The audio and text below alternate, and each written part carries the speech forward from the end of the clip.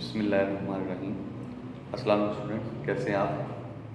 अच्छा, कल और परसों 2 दिन हमने टॉपिक जो डिस्कस किया उसको हम थोड़ा सा रिकॉल कर लेते हैं। हमारा टॉपिक जो था वो फूड सेंसिस से रिलेटेड था। Food synthesis basically a process during which plants make their food. तो उसके बाद हमने एक और चीज़ डिस्कस की कल, वो था लीफ स्ट्रक्चर। लीफ स्ट्रक्चर के बारे में हमने पढ़ा कि उसके अंदर जो उसकी लेयर्स वगैरह हैं और जो स्टोमेटा और एपिडर्मिस और lower epidermis, upper epidermis, mesophyll, इन चीज़ों के बारे में हमने कल पढ़ा। तो उसमें कुछ क्वेश्चन वगैरह भी आए तो वो मैंने क्लियर किए, कुछ बच्चों ने मुझे पर्सनल क्वेश्चन भी किए। सेकंड, आज हम जो कंटिन्यू करने जा रहे हैं उसमें फूड सेंसिस की बेसिकली इक्वेशन है। इक्वेशन क्या है कि फूड सेंसिस का जो प्रोसेस हो रहा है उसको हमने एक इक्वेशन के थ्रू प्रेजेंट किया है। इसमें होता क्या, basically carbon dioxide in the presence of water, water के साथ मिक्स होके, और दो चीज़ें और मौजूद होती हैं, सनलाइट और क्लोरोफिल। इन दोनों चीज़ों को होना भी बहुत ज़रूरी है। अगर इन दोनों चीज़ों में से कोई भी एक चीज़ मिस होगी तो वो फोटोसिंथेसिस का जो प्रोसेस है वो कंप्लीट नहीं हो सकता। अब इन चीज़ों के रिएक्ट करने के बाद हमारे पास जो प्रोडक्ट में चीज़ आती है that is glucose and oxygen. Glucose और ऑक्सीजन, ग्लूकोज और ऑक्सीजन हमारे ज़िंदा रहने के लिए बहुत ज़रूरी है। हमारी ऑक्सीजन की इनटेक, हमारी जो इनटेक है एयर की, वो उसमें ऑक्सीजन का होना बहुत ज़रूरी है। ऑक्सीजन के बगैर जो है वो ज़िंदगी का तस्वर पॉसिबल नहीं है। तो इसलिए ग्लूकोज और ऑक्सीजन जब बनती है तो हमारे लिए वो फ़ायदेमंद होती है। अच्छा, अब आगे बात है इसकी डेफिनेशन की। तो ये पेज नंबर 27 पे आप देख सकते हैं, plants make their food using carbon dioxide and water in the presence of sunlight and chlorophyll. This process is called photosynthesis. ये प्रोसेस जो है वो सारा फोटोसिंथेसिस कहलाता है। किस किस चीज़ की मौजूदगी में? सनलाइट और क्लोरोफिल की मौजूदगी में जब कार्बन डाइऑक्साइड और वाटर मिलते हैं तो हमें प्रोडक्ट जो मिलता है वो ग्लूकोज और ऑक्सीजन।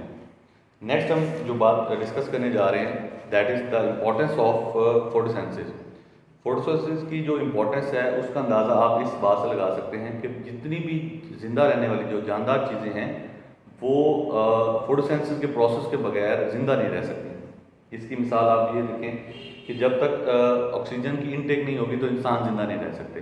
तो ये जो प्रोसेस होता है फोटोसिंथेसिस का, इसमें एक बहुत बड़ा फैक्टर है कि ऑक्सीजन और ग्लूकोज।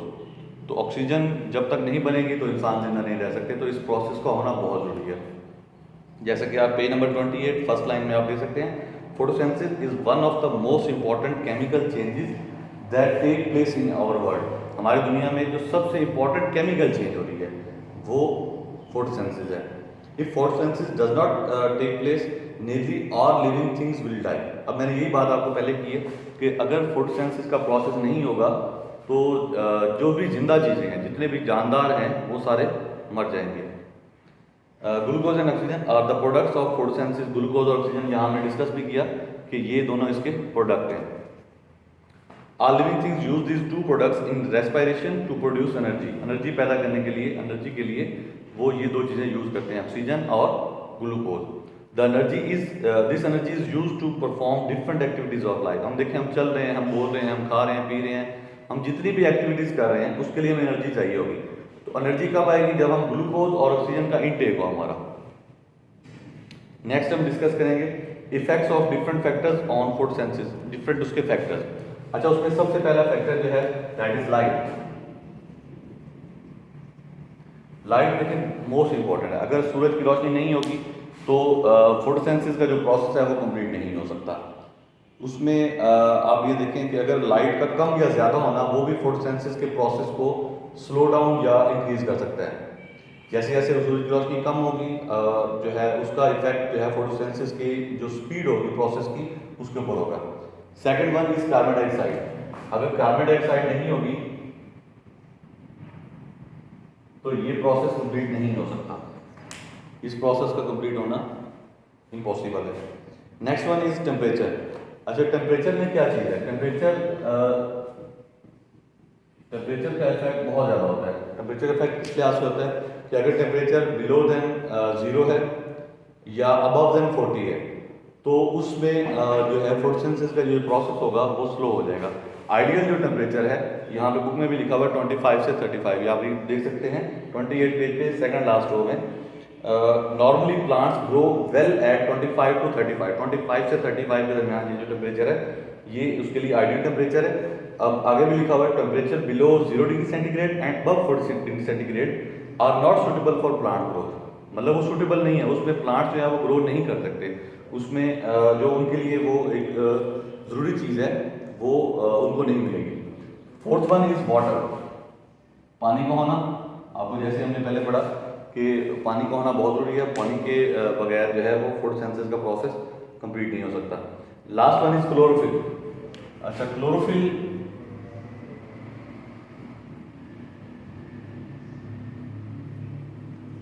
का होना भी इतना जरूरी है जितने बाकी ये सारे इफेक्ट हैं। अच्छा, ये 5 चीज़ें ऐसी हैं जिनकी वजह से, जिनका कम या ज़्यादा होना या ना होना या होना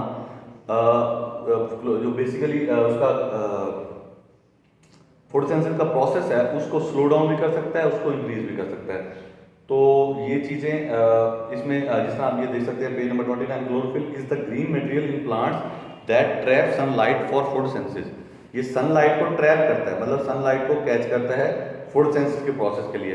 it gives green colour to the leaves. पत्तों को ये सब्ज रंग जो होता है वो इसी वजह से होता है, क्लोरोफिल की वजह से। Without chlorophyll the photosynthesis is impossible. अच्छा, इसमें देखें बात क्या है कि अगर सनलाइट ट्रैप नहीं होगी तो फोटोसिंथेसिस का प्रोसेस नहीं होगा। क्लोरोफिल बेसिकली क्या करता है, सनलाइट को ट्रैप करता है। अच्छा, उसके बाद अब हम ये टॉपिक अपना एंड करते हैं और एक दफ़ा सारे टॉपिक को रिवाइज कर लेते हैं। फोटोसिंथेसिस के बारे में आज हमने पढ़ा कि फोटोसिंथेसिस की इक्वेशन को हमने थोड़ा समझा कि कार्बन डाइऑक्साइड और वाटर का जब वाटर और कार्बन डाइऑक्साइड जब मिक्स होते हैं सनलाइट और क्लोरोफिल की मौजूदगी में तो ग्लूकोज और ऑक्सीजन मिलते हैं हमें। तो जो लिविंग ऑर्गेनिजम्स जितने भी हैं उनके लिए वो इंतहाई ज़रूरी है, जितने भी जानदार रह रहे हैं उनके लिए इंतहाई ज़रूरी है, इस प्रोसेस को होना इंतहाई ज़रूरी है। नेक्स्ट हमने देखा उसकी इंपॉर्टेंस उसकी इंपॉर्टेंस क्या है। अगर वो फोटोसिंथेसिस का प्रोसेस नहीं होगा तो ज़िंदगी का होना पॉसिबल नहीं है, जिंदा नहीं रह सकते। नेक्स्ट हमने 5 फैक्टर्स देखे जो जिनका कम या ज़्यादा होना क्लोरोफिल की स्पीड फोटोसिंथेसिस की स्पीड को कम या ज़्यादा कर सकता है। उसमें सबसे पहले light, carbon dioxide, temperature, water और क्लोरोफिल, इनके बारे में हमने पढ़ा। तो अगर किसी का कोई क्वेश्चन है तो मुझे आप पर्सनल कर सकते हैं क्वेश्चन मेरे नंबर पर। Thank you. अस्सलाम वालेकुम।